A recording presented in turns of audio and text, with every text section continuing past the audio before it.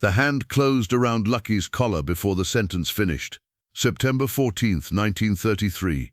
The Cotton Club, Harlem, 11:34 p.m. 1 second, Lucky Luciano was sitting at a table negotiating bootlegging territories with Owney Madden's representatives.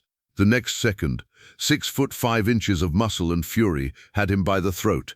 Big Eddie Malone, Owney Madden's personal bodyguard, 280 pounds, former heavyweight boxer who'd been banned from the ring for putting 3 opponents in the hospital, hands like cinder blocks, reputation for breaking bones when his boss got disrespected. And he'd just grabbed Lucky Luciano by the collar and lifted him 6 inches out of his chair. "My boss is talking to you," Eddie said. His voice was Brooklyn Irish. Thick, dangerous. "When my boss talks, you listen." Lucky's feet barely touched the ground. Eddie's fist was twisted in his collar, cutting off air. Lucky's face was inches from Eddie's, close enough to smell whiskey and cigar smoke. Meyer was out of his chair instantly, hand inside his jacket. Albert Anastasia had already drawn his weapon, aimed at Eddie's head. Across the table, Owney Madden's other 3 men had their guns out, aimed at Meyer, at Albert, at Lucky's 2 bodyguards standing by the wall. The entire club went silent. The band stopped playing. Conversations died mid-word. Lucky raised his left hand, slowly, palm out. "Stop." Meyer froze. Albert's gun didn't waver, but he didn't fire. Lucky looked at Eddie Malone, looked directly into eyes that had seen men break and beg, eyes that expected fear. "Let go," Lucky said. His voice was calm, completely calm, like he was asking for the check at a restaurant. Eddie's grip tightened. "Not until you show some respect." "Eddie," Lucky said quietly, "you've got 5 seconds to take your hand off me. Then something happens that neither of us wants." "Yeah? What's that?"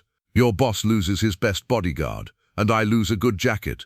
Owney Madden spoke for the first time, Irish accent, careful pronunciation. "Eddie, let him go." "Boss, I said let him go." Eddie's hand loosened, not quickly, deliberately, making it clear he was following orders, not obeying Lucky's request. Lucky straightened his collar, sat back down. His face showed nothing, no anger, no fear, no embarrassment. He looked at Owney Madden. "We done here?" Owney studied him for a moment. "We're done." "Good." Lucky stood. Meyer and Albert flanked him immediately.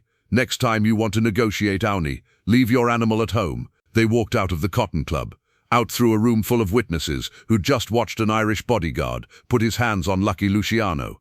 Lucky didn't look back, didn't hurry, just walked like nothing had happened. But something had happened, and everyone in that room knew there would be consequences.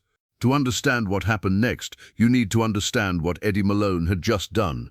In their world, putting hands on another boss, even during a heated negotiation, was a declaration. It said, "I don't respect you, I don't fear you, you're not worth the consideration I'd give an equal." Eddie Malone had just told every person in that club that Lucky Luciano could be manhandled, disrespected, treated like small-time muscle instead of the man building the commission. And Lucky had let it happen, hadn't fought back, hadn't ordered Eddie shot, had walked away. To some people, that looked like weakness. Lucky knew better.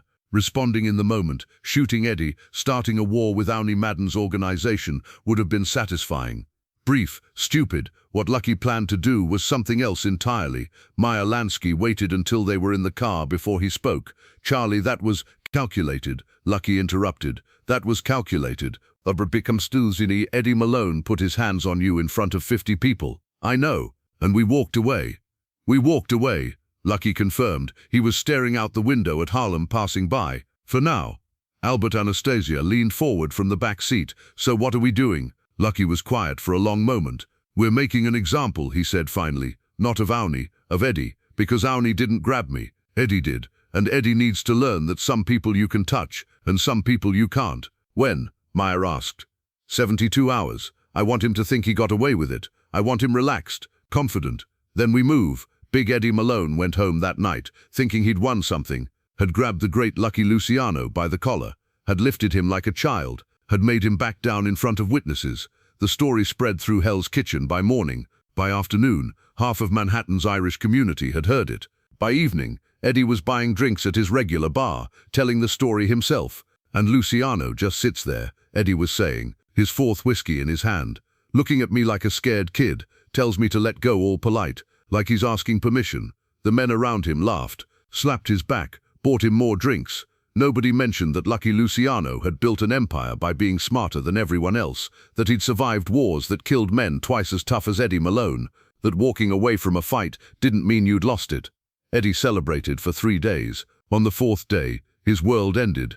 September 17th, 6:47 a.m., Eddie Malone was leaving his apartment building on West 48th Street.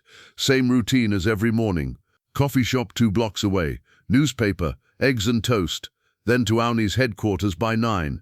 He made it 1 block. That's when the car pulled up beside him. Black Ford, Meyer in the passenger seat.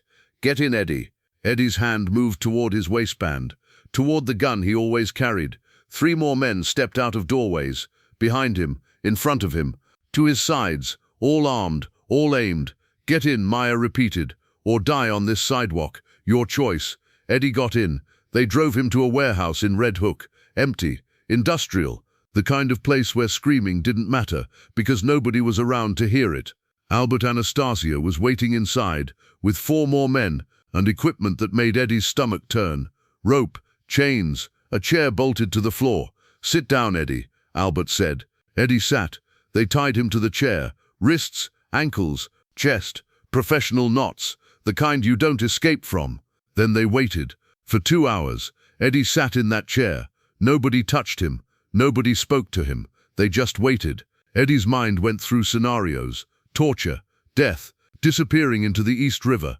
Every story he'd ever heard about what happened to men who crossed the wrong people. At 9:03 a.m., the warehouse door opened. Lucky Luciano walked in. Eddie had expected anger, expected violence, expected Lucky to come in screaming about disrespect and revenge. Lucky looked calm, wore a clean suit, had his hands in his pockets, walked across the warehouse floor like he was strolling through Central Park. He stopped 5 feet from Eddie's chair. "You know why you're here?" Lucky asked. Conversational, almost friendly. Eddie said nothing. 3 days ago, you put your hands on me." Lucky continued, "Grabbed my collar, lifted me out of my chair, made me look weak in front of 50 witnesses. Your boss started it," Eddie said. His voice cracked slightly. "Owney told me." "Owney told you what? To grab me? To disrespect me?" Lucky's voice was still calm. "Colder now. Or did you make that choice yourself?" Eddie was quiet. "That's what I thought," Lucky said. "You made a choice, Eddie, and now I'm making one." Lucky walked closer, stood directly in front of the chair, looked down at Eddie Malone. 6'5", 280 pounds, former boxer, feared enforcer, tied to a chair and sweating. "Here's what's going to happen," Lucky said. "We're going to let you go. You're going to leave New York tonight. You're going to tell Owney Madden that you're retiring. Family emergency, health problems. I don't care what story you use, but you're leaving." Eddie blinked. "You're not going to." Eddie gestured with his head toward Albert and the equipment. "Hurt me?" Lucky smiled. Not warm, not friendly. The smile of a man who understands something you don't. "Eddie, if I wanted to hurt you, you'd already be hurt. If I wanted you dead, you'd already be dead. But I don't want either of those things." "Then what do you want?" "I want you to deliver a message." Lucky leaned down, close enough that only Eddie could hear clearly. His voice dropped to barely above a whisper. "Every man who saw you grab me 3 days ago is going to hear what happened after. They're going to hear that Big Eddie Malone, the toughest enforcer in Hell's Kitchen, the man who broke 3 opponents in the ring, the bodyguard who put his hands on Lucky Luciano, ended up tied to a chair in a warehouse, begging." "I'm not begging," Eddie said, but his voice cracked on the last word. Lucky straightened up, looked at Albert. "What do you think, Albert? Is he begging?"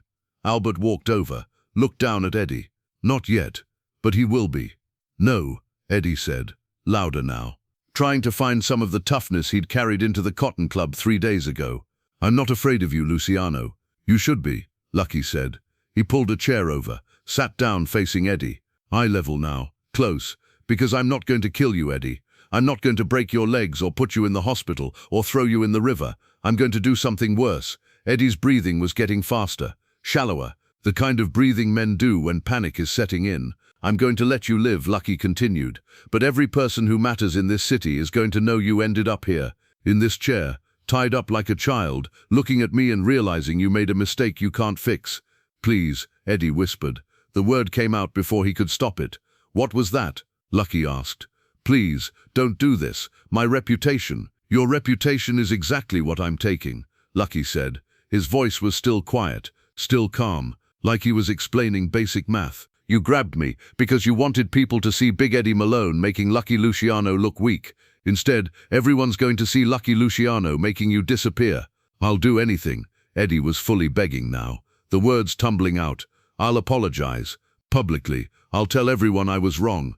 I'll work for you, whatever you want. I don't want your apology. I don't want you working for me.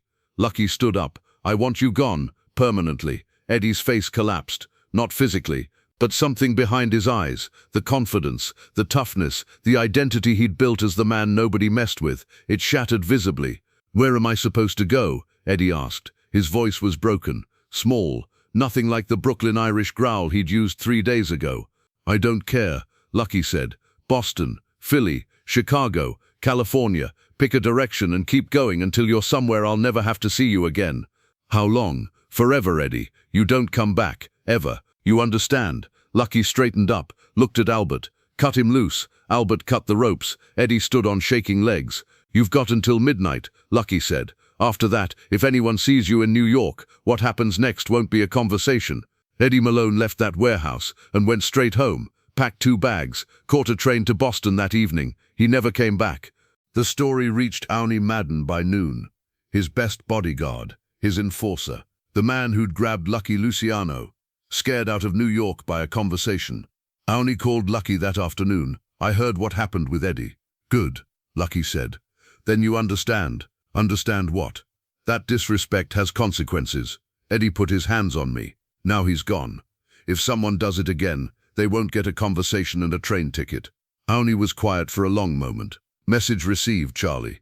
Good. Now let's talk about those territories we were negotiating. They talked. They reached an agreement. Owney stayed in Hell's Kitchen. Lucky stayed in Little Italy. No more boundary disputes. And no bodyguard ever put hands on Lucky Luciano again. Years later, someone asked Albert Anastasia why they didn't just kill Eddie Malone. Because killing him would have satisfied Charlie for one night, Albert said. Making him run, making everyone know he ran, that satisfied Charlie forever, and scared every other tough guy who thought putting hands on Charlie was a good idea. Did it work? Albert smiled. How many people grabbed Charlie after that? None that I know of. Exactly. If this story showed you what real consequences look like, hit subscribe. We're uncovering the moments when violence wasn't the answer, when fear worked better than fists, when one man's humiliation became everyone else's lesson. Turn on notifications. Lucky Luciano knew exactly when to hit and when to haunt. Drop a comment. Would you have killed Eddie or let him run? Lucky Luciano, 1897, the man you couldn't touch, the boss who turned disrespect into departure, the king who made tough guys disappear without firing a shot. Rest in power.